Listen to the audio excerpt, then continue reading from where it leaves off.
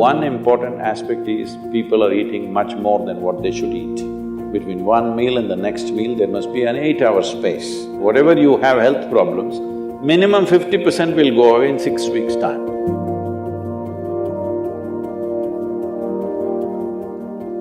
Namaskaram Sadhguru. Fasting on auspicious days has existed in India since time immemorial, but many Indians believe that it's unscientific and illogical. Until the work on autophagy induced during fasting has been awarded the Nobel Prize. Even I started doing intermittent fasting this year. So why are such beneficial ancient practices being labeled orthodox and then immediately implemented once there is a Western approval? That's because you don't have the right color of the skin.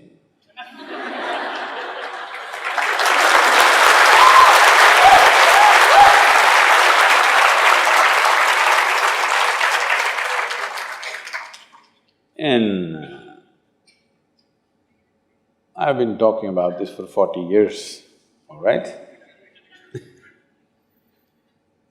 And I have seen hundreds and thousands of people who just become healthy and well simply because they're not fueling up all the time when the tank is filling. In the yoga center, everybody eats at 10 o'clock in the morning and at 7 o'clock in the evening. Our lives are very physically active. There are no automobiles inside the ashram, it's a large place. Everybody either walks or cycles. Even if you have to go to the dining hall, it's a kilometer. If you want to go to your workplace, it's half a kilometer, 1 kilometer, like this. All the time, people are physically active. So everybody is very hungry. By the time it's 3:30, 4 o'clock in the evening, they're extremely hungry.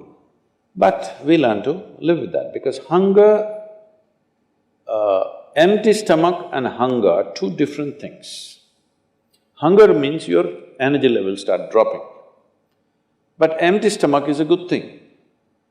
In the yogic sciences, today modern science also is coming in line with this. But what we know by our experience, you will spend $1 billion to come there. Because research is all about how many $1 million, that's how it is. Your body and your brain works at its best only when your stomach is empty. So we always make sure we eat in such a way, how much ever we eat, our stomach must be always empty within 2 to 2.5 hours' time maximum. So we go to bed hungry always. People think they cannot sleep. They can sleep. On an average, for 25 years on an average, I slept only 2.5 to 3 hours. These days I'm getting little lazy and sleeping anywhere between 3.5 to 4.5 hours in spite of the level of travel that I have. When I say level of travel, if I say my level of travel in the next few days, you will fall off your chair. Yes? Should I tell you? No, not necessarily. Because in the next 10 days, I'm in 5 different countries doing I don't know how many events, all kinds of events. So, you're able to keep this up simply because you don't overeat. It's very, very important.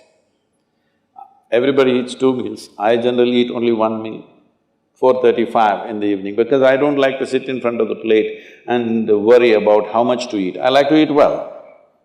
So, 4:35 in the evening, if I eat a meal, it's only next day. Is this enough? Am I looking okay? Hello? I'm not looking like your patient, isn't it? I'm not going to come to you because any correction and purification that needs to happen in the body, your stomach needs to be empty. It's very, very important. Otherwise, the purification on the cellular level will not happen. You pile up things and then you have all kinds of problems. The first thing is inertia in the body. Inertia means there are many levels of inertia. If you don't notice all that, the amount of sleep that you have is inertia. All of you have come here to live or… Hello? To live, right? Not here, I'm saying into this life. You want to live or… The intention of life is to live, isn't it? But because you talked about American doctors, this is all being picked up here also. All American doctors say minimum 7 to 8 hours you must sleep. So that means 1/3 of your life you must sleep. Another 2, 3 hours, 4 hours goes in bath, toilet, eating, this, So literally 50% of your life is just maintenance. Suppose you have a vehicle, you have a motorcycle or a car, if it goes to service 1 day in a month, all right to keep it. If it goes to service 15 days in a month, this is a nuisance, isn't it so? Most people have made their systems into a nuisance because their own body is a big impediment in their life. Anything they want to do, their body will not allow them to do. So in this there are many aspects. One important aspect is people are eating much more than what they should eat. Simply because they have been told, you must eat more, otherwise you will become weak, this, that.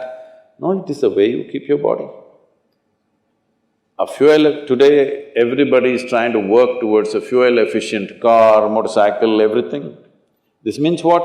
If the machine runs smoothly, it'll consume less fuel, isn't it? So if you sit here and you are very much at ease, now it'll consume less fuel. If you like this all the time, then it'll consume more fuel, it'll want you to eat. Compulsiveness will come about this. So, this new name, intermittent eating, you should see, in United States, people come to our programs will run 10 hours, 12 hours. So, but they will come with some biscuit and something else. They say, I have sugar intolerance, I have to eat. I tell them, you just be here, you're not going to die, I'll ensure, because I don't want anybody dead on my hands, all right? I'll make sure. You first day, no, I have to eat. By third day, they gave up all that. 12 hours without food they sat there, they're perfectly fine. See, health is not something you can do from outside. Health is something you have to do from within. From outside, when something goes wrong, you can seek some help. But all the time something is wrong with you, this means what? You're a faulty machine. Yes? All the time something is wrong with you, why? That's not how this is designed. This is designed for health. Every cell in your body is designed to create health, isn't it? They're all working hard to create health, except you. So, minimum 8 hours gap is what is recommended in yoga. Between one meal and the next meal, there must be an 8-hour space.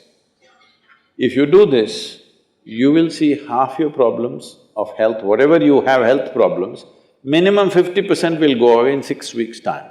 If you do certain other things which may right now seem little extreme to you, if you have a little yogic practice, something meditative within you, then you will see 90% of your problem will go off. 10% if it still persists, we can treat it. Now, it's become like this, the healthcare systems, especially where there is heavy insurance policies. People are eating and drinking all kinds of rubbish, go to the doctor and say, fix me. This is not how it works